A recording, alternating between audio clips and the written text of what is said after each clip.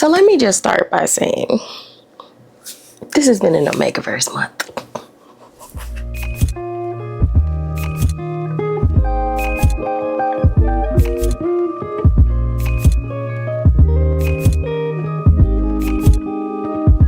What up, Search fam? Sade here. Welcome back to the channel. If you are new, my name is Sade. I'm out here curating and co-creating a cool ass life. And it's the beginning of August, which means it's time for the July reading wrap up. Now, whether this is your first time coming across me on the internet or you keep coming back but haven't hit that subscribe button, why not, friend? You should become part of my internet family. I post every weekend, usually.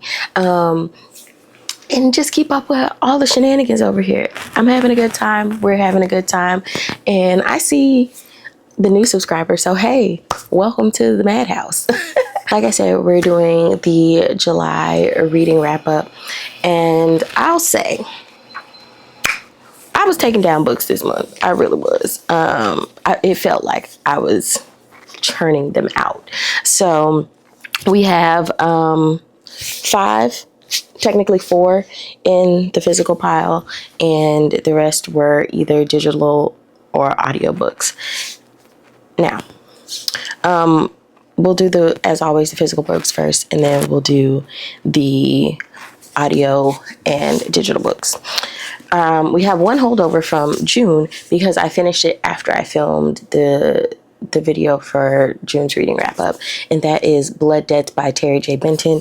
This is YA set in contemporary times, but it has to deal with twins who are conjurers, and Clement and Christina are pretty much kind of outcast. Their family are outcasts in the magical world because of their grandmother, I think, or their mother being accused of killing this wild woman, and so everybody thinks that they're nothing. But weird things are starting to happen, and there's the family drama between the Trudeaus and then the current head of the witchy community. And so, like, Christina and her granddaughter Valentina, they was friends, but they not friends no more. And it's got a lot going on. There's a lot of drama in this one, but it was very good. I enjoyed it quite a bit. I will be reading the sequel, Blood Justice, which I have a copy of. I did this actually as an audiobook. I just have a physical copy as well. I also finally read for the summer Miss V's Hot Girl Summer by A.H. Cunningham. And so I love the premise of it, right? So, Trinidad Velasquez is 35, I think, in this one. I thought she was older, but she's 35. She got 2 teenage boys, and she worked real hard, all of this. And she got a little crush on her boy's mentor, who's like 25. And the mentor as well has a crush on her. His name is Orlando. He real cute. And so they both end up in this small town for Carnival in Florida, because the twins set her up. It's giving a little bit of Parent Trap. But so she's dealing with sort of being stuck in this city and trying to get back with Orlando. Orlando's trying to meet his daughter that he ain't know he had, whose her mother's been tracked to this city, and he's also attending Carnival there with the homies. So it's them figuring out, getting together.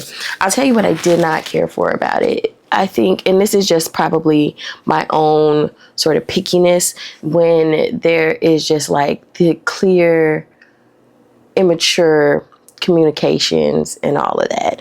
I just, not at our big age, right? And so that really kind of made the story and the pacing of the story not great for me. But if you like it, I love it. I also read a novel love story by Ashley Poston, and this was cute. It was cute. It's about Elsie, who is pretty much halted her whole life because of a bad breakup, and she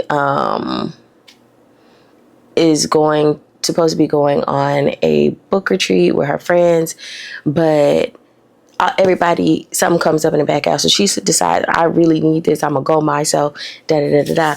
Well, she ends up in the town from her favorite romance series, and her favorite romance author is dead. She like dies a couple of years beforehand.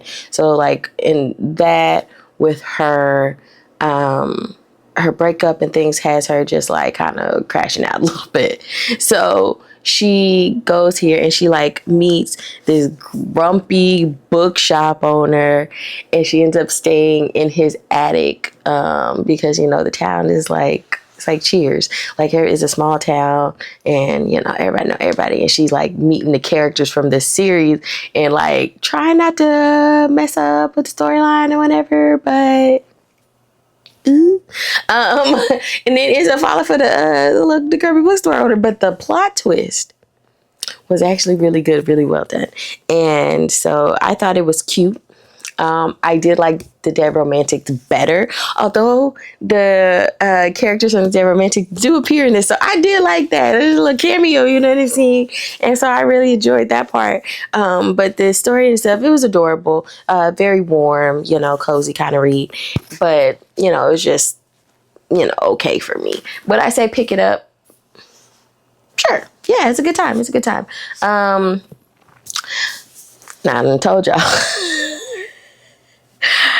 My hyperfixation this month reading was Omegaverse books and reverse harem of Omegaverse books in particular. And we'll have another video about that. But I did read The Scent of Us 1 and 2 by Eliana Lee, and these are from my fancy copies. So I read my fancy copies. Get into it. I love actually the books without the dust jacket, and it's so cute. Look at that. And this is the second book, so like you get the really cute portrait of all of the characters or whatever. I feel like I've talked about it before. I enjoyed it so much. You gotta check the trigger warnings because it does have abuse and stalking and you know all of that. But the Bonds of Dissolution Omegaverse, she's one of my favorites. Like I had such a great time. I ate them up. There is one more book in the series, and that's The Heat of Us, which probably gonna read next. Now, you see me looking down, laptop, because that's where I was working on all the things. So for audiobooks this month, I read one, Survival is a Promise by The Eternal Life of Audre Lorde by Alexis, Pauline, Gumbs, and it was a long one, but it was so good. So it was pretty much like a creative and intellectual biography of Audre Lorde, and I found it so fascinating to get a real sense of Lorde's life as well as her work, because I've read some of Lorde's her nonfiction, like her essays. I have not read her poetry, which now I'm going to, because parts of the poetry were read throughout the book. It was absolutely fantastic. I did this as kind of sort of one of my devotional practice books, but I listened to it in the car, and it was so good. I also did The Big Leap by Gay Hendrix, and for one, I thought Gay Hendrix was a woman, but it was read by the author, and it is not a woman, it's a man. But that was great. But I thought it was a really quick read. I read it on my walks. And it was about taking the big leap, which is very cliche, but like in a sort of literal sense of taking risks and doing things past your comfort threshold, and like how certain things hold you back, and like being cognizant of when you're hitting the point where discomfort sets in, and like moving past that when you're trying to get towards your big goals, which I found really helpful for sort of where I am in life. And I took some things from the reading overall. I finally finished Wayward Lives, Beautiful Experiments, Intimate Histories of Social Upheaval by Saidiya Hartman.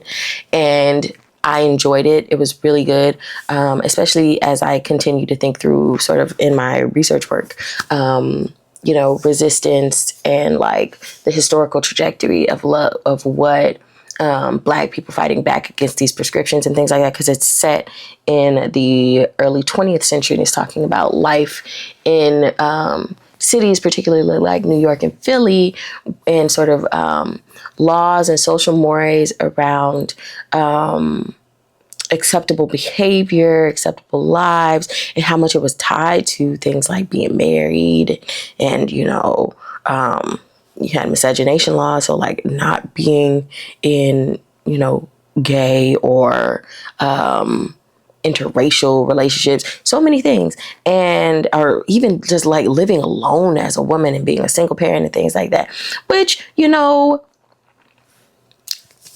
really on the nose because of how we are sort of attempting to return to that in this country. And so it's very frightening to like listen to these histories and be like, gosh, don't that sound familiar? Which is a phrase I say often as I'm teaching. So, child, yeah, it took me a minute to get through that one as well. I also did Lady Tan's Circle of Women. And I got this off of a rec from my coworker, Maris, and it was so good. So I'm an anime watcher, right? And a manga reader. And so this book was given to me as a rec since I liked Apothecary Diaries. And Apothecary Diaries is one of my new favorite anime. And so this is about Lady Tan, who grows up to be sort of like an apothecary or an herbalist and herbal doctor. And this is in like 14th century China when women cannot be practicing doctors and things like that. And she's also in like the rear space of like wealthy people. So you get like classism and how these concubinage marriage situations sort of work out.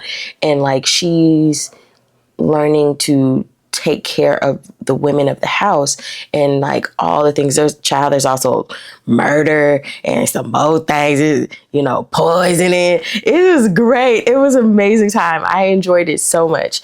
So that's a definite pick of like, you should read that one. I also did Zeal by Morgan Jerkins, and it was beautiful.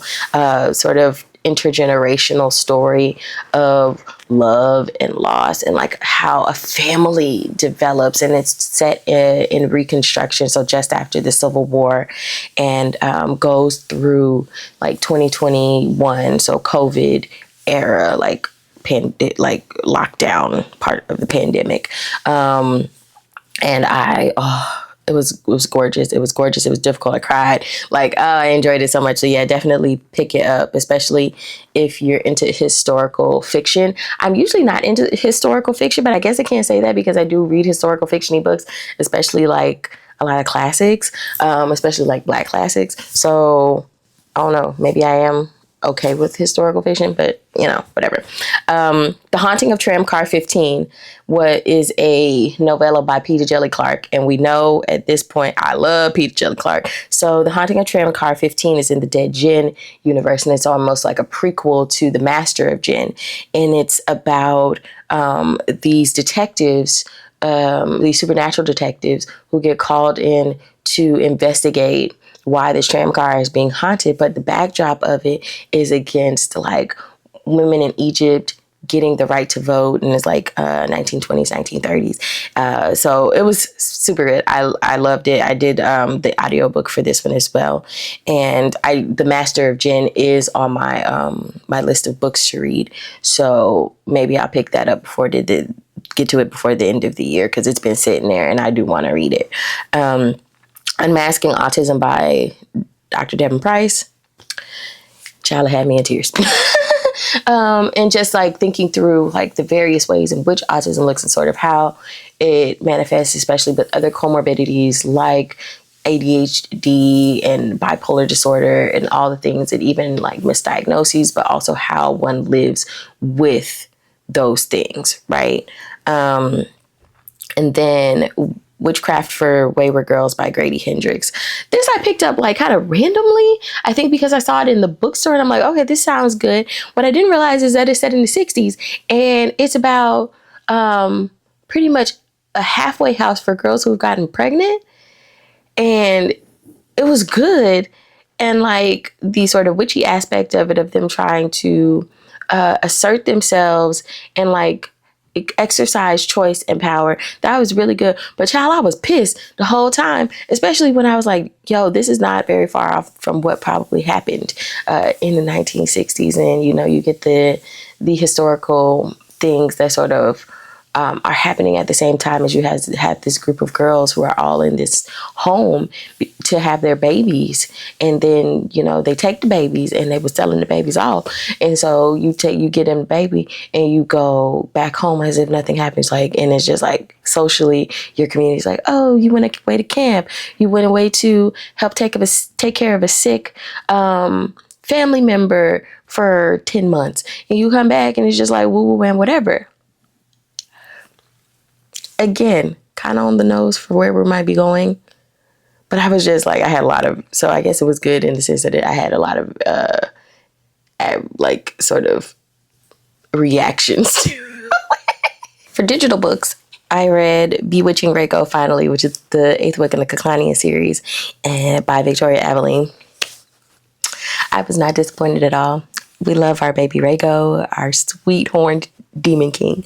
And I will say that I wish that the female main character, Aurora, had a little bit more backbone because she was a little too whiny for my liking, but otherwise it was cool. And so we got to get a sense of Rhaego's background and meet his mother and like why he couldn't, like he was kind of estranged from his homeland, but he went back there to save the mate of another Caucanian, and they saw their mate when they were still in cryo sleep. And now the new queen, she trafficking humans. And so he's entering the games for a mate in his home territory. And he's supposed to be running down the mate of this other Caucanian, because he doesn't go descend into madness from being away from her. But then he meet his mate. And he's trying to figure out, how am I gonna get both their ass out of here? So that was very funny. But oh, sweet baby. Love him down. I also did the Clarity Coast Omegaverse series, Endless and Priceless by Devon Sinclair. I like the storylines of both. So in Endless, we have this Omega who ran away from home because she just had this really bad breakup with this guy, but she got to go back for her sister's wedding because she's getting married to the guy's best friend. So he gonna be in the wedding. So she hires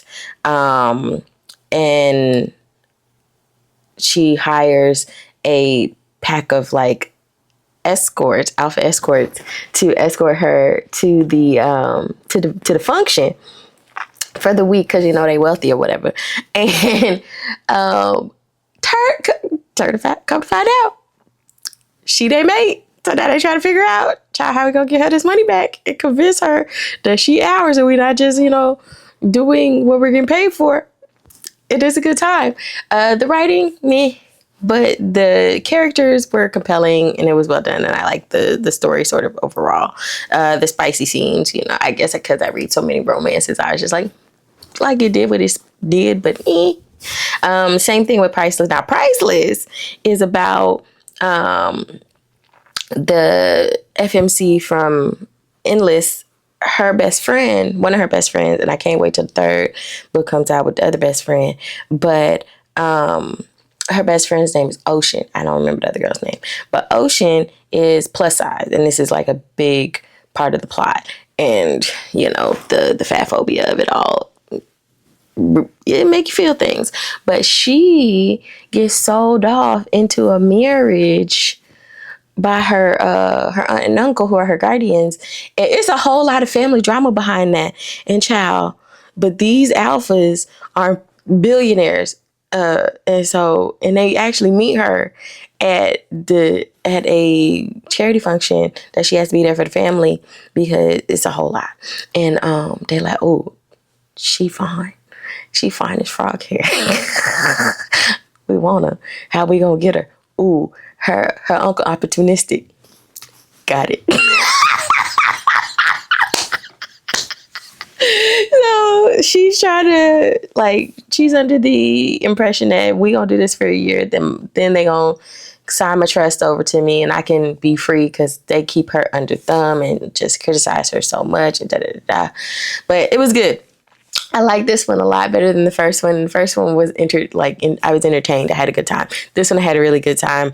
Again, still the writing was, but I enjoyed the character development and all that. I also did Be Mine by K.L. Moore, which is like a novella in the universe of another Omegaverse that they wrote, and it was okay. It's about this Omega woman who ends up like kind of going into a heat spike on her way to work, and she meets this other Omega, and he is like, oh, I want her real bad, which is very uncommon for two Omegas to be like, oh, we like each other. But he had liked another Omega, and she ended up getting in a pack, and they still besties or whatever, but he's a little heartbroken about that. He has his own pack. She's packless. And so now they're just like, he's like, oh, I want her real bad. And the pack is like, okay, well, I guess we're going to try to explore this. And they help her through her heat. It's very short. It's very smutty. It was all right. Then I read the Smooth Pack duet, and then the third book, which is like a separate book, kind of like The Scent and the Heat of Us. So Going Down Smooth, part 1 and 2, and then Nothing is Free. I really enjoyed this one. The writing was a little bit better than some of the other ones. But this is about Mercy Smooth in the first one, who's an Omega, and she doesn't want to, she thinks she was going to present as Alpha because she's Beta. And then she's like a little bit of a late presenter. And she actually ends up presenting as an Omega, and she has a pack. She done formed her own pack with her friends that she got feelings for and all of this. And then she turns Omega, and she's like, this gonna mess up the whole plan. And so she runs away from all of them, and it like causes the pack to be looked at funny by the community, and but they're very successful. And then she is part of a bourbon dynasty, and so like she is like grieving the fact that she doesn't have access to, because she was supposed to take over her father's bourbon company because that's what she's interested in. So Mercy's sisters are Omegas, and one is in a really great relationship, one not. So we get that. We get her parents. So she comes back because her father, her biological father, dies. And he leaves her the bourbon company. All hell breaks loose. But also the stipulation is she has to marry her pack. She has to come back and get with her pack in 30 days. So, but then people don't want that. So there's drama. It was really good. The drama was great. And then Nothing is Free is about her friend Free, who's a Beta, who catches the eye of an Omega in the second book. Yeah, in the second book. And it's a part of their pack. And so this is after, like, this happens simultaneously in the second book of Going Down Smooth. And so she gets her own book because she's being stalked, child. She ain't tell her pack. Because now she in this pack, and the Omega is like super, almost fairly obsessed with her. But the other members of the pack, the Alphas, also really, really like her a lot. So that is interesting. And then who's stalking her and why, and her family dynamic, child. Ooh. So I would say like the plot and the characters were compelling. The writing still was just kind of meh for me, but I enjoyed both books. I also read His Surprise Omega by Shyla Colt.